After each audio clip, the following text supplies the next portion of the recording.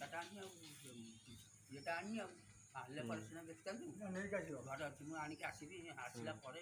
ଇଏ ହେବ ଆଉ ବ୍ୟସ୍ତ କାହିଁ ହେଉଛି ଏ ଚାଷୀରେ ନା ନାହିଁ ମୁଁ ବି ଇଏ ଅନ୍ୟାୟ ଇଏ ସଂସାର ଡୁବିବାକୁ ହେଲାଣି ଆଉ କ'ଣ ହେବ ସେଗୁଡ଼ା ଧର୍ମ ଛଡ଼ା ଯେତିକି ଅଛନ୍ତି ଇଏ ସଂସାରକୁ ଖାଇସାରିଲେଣି ସେମାନଙ୍କୁ ସରକାର କାହିଁକି ଏଗୁଡ଼ାକୁ ରଖିଛି ଚାକିରିରେ ଏଗୁଡ଼ାକୁ 200 ଟଙ୍କା ଦରମା ପାଇବା ଲୋକ ନୁହନ୍ତି ଏମାନଙ୍କୁ 1,00,000 ଟଙ୍କା ଲେଖା 50,000 60,000 ଲେଖା ଟଙ୍କା ଦେଉଛନ୍ତି କାହିଁକି ଏ ଚୋର ଗୁଡ଼ାକୁ ଇଏ ଚୋର ଗୁଡ଼ାକ ସତ୍ୟାନ୍ତ ସର୍ବନିଶା ଗୁଡ଼ାକୁ କାହିଁକି ଦେଉଛନ୍ତି ନବୀନ ସରକାର କ'ଣ ଏଗୁଡ଼ାକୁ ଜାଣିପାରୁନି ହେଁ ଏ ସଂସାରଟା ଯେ ଆସିକି ପହଞ୍ଚିଲାଣି ବର୍ଷା ହେଉନି ଧାନ ହେଉନି କାହିଁକି ହେଉନି ଧର୍ମ ଛାଡ଼ିଗଲାଣି ଧର୍ମ ଯଦି ନ ଛାଡ଼ିଥାନ୍ତା ଆଜି ପର୍ଯ୍ୟନ୍ତ ତଳି ପଡ଼ିନି ବିଲରେ ଲୋକ ତଳି ପକାଉଛନ୍ତି ମୁଁ ଚାଷୀ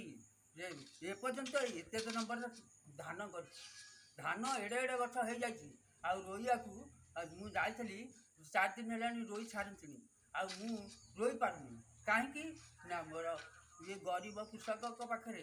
ଲୋକ ମିଳୁନାହାନ୍ତି ଆଉ ଚାଷ ଚାହାନ୍ତି ରୋଇବି କ'ଣ ଆଉ ଚାଷ କରିବିନି ଚାଷ କରିବା ଦରକାର ନାହିଁ ମୋର ମୁଁ ଚାଷ କ'ଣ ମୋ ପାଇଁ କରୁଛି ମୋର କିଛି ଆବଶ୍ୟକ ନାହିଁ ମୋ ଘରେ ମୋର ଚାଉଳ ଫଳ କିଛି ଦରକାର ନାହିଁ ଆମେ ଯେତିକି ଅଛି ସେ କିଲେ ଚାଉଳ କିଣି ଆଣିକିରି ଖାଇଦେବୁ ଆଉ ଏ ସଂସାର ରହିବା ମୋର ଦରକାର ନାହିଁ ଏତିକି କହୁଛି ଭାଇମାନେ ତମେମାନେ ଏଇଭଳି ସବୁ ଲୋକ ସେଇଥିପାଇଁ ଚାଷ ଛାଡ଼ି ଦେଇଛ କାହିଁ କରିବ ଏ ସଂସାର ରହିବା କ'ଣ ଦରକାର ସମସ୍ତେ ଏମିତି କଲେ ଆଉ ଏ ସଂସାର ବୁଡ଼ିଯିବ କଳିଯୁଗ ଶେଷ ହୋଇଯିବ ଜୟ ହିନ୍ଦ।